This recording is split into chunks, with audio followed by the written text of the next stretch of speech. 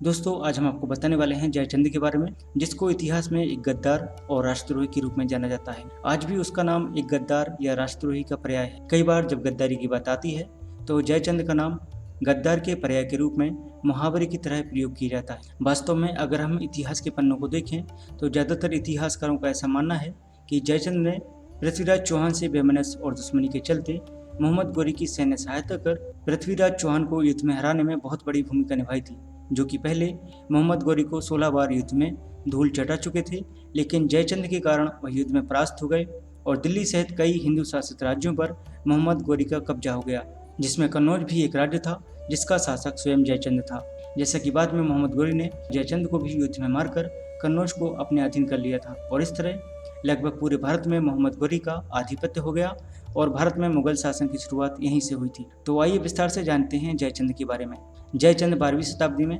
कन्नौज साम्राज्य का राजा था, जो कि आज उत्तर प्रदेश में है और उस समय हिंदू साम्राज्य की प्रमुख राजधानी थी। यह एक पराक्रमी शासक था तथा उत्तर भारत में उसका विशाल साम्राज्य था। उस समय पृथ्वीराज चौहान दिल्ली के प्रबल शासक थे और जयचंद उनके गौरव और सफलता से ईर्ष्या रखता था एवं दोनों में पहले युद्ध भी हो चुके थे। दोनों में बेमनस तब और बढ़ गया जब पृथ्वीराज चौहान ने जयचंद की पुत्री संयोगिता का हरण कर उससे विवाह कर लिया। दरअसल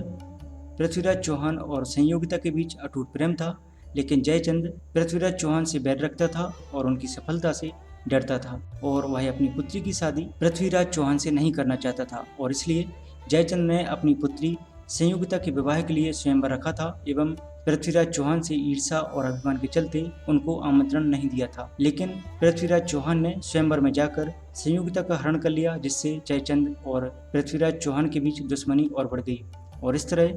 पृथ्वीराज चौहान द्वारा संयोगिता का हरण कर ले जाना उसको कांटे की तरह चुभा और उसने पृथ्वीराज से अपमान का बदला लेने की ठान ली। लेकिन वह अच्छी तरह से जानता था कि वह अकेले पृथ्वीराज चौहान का सामना नहीं कर सकता। इधर पृथ्वीराज चौहान और संयोगिता खुशहाल जीवन व्यतीत कर रहे थे, वहीं जयचंद मोहम्मद गोरी के साथ मिलकर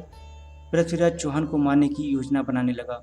पृथ्वीराज चौहान ने मोहम्मद गोरी को पहले 16 बार युद्ध में परास्त किया था, लेकिन उसे हर बार जीवित छोड़ दिया था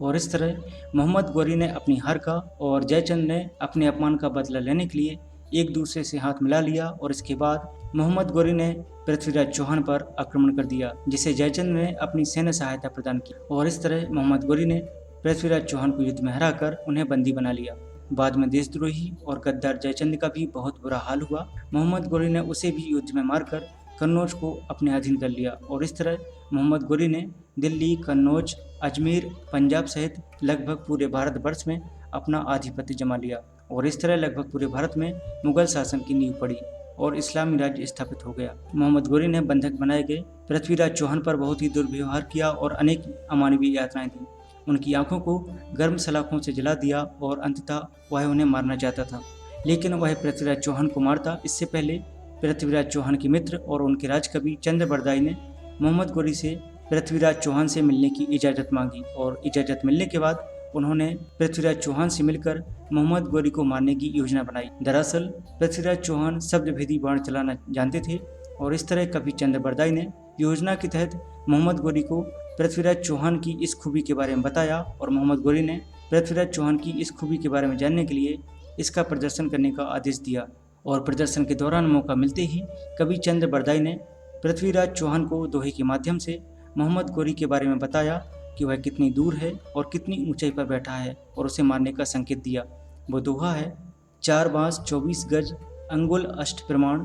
ता ऊपर सुल्तान है मत चूको चौहान। और इस प्रकार पृथ्वीराज चौहान ने इशारा पाते ही मोहम्मद गोरी को अपने शब्दभेदी बाण से मार गिराया और अंत में पृथ्वीराज चौहान और राजकवि चंद्रबरदाई ने दुश्मनों की दुर्गति से बचने के लिए खंजर से एक दूसरे को मार डाला। बाद में जब इस बात का पता संयोगिता को चला तो उसने भी सती होकर अपने प्राण त्याग दिए।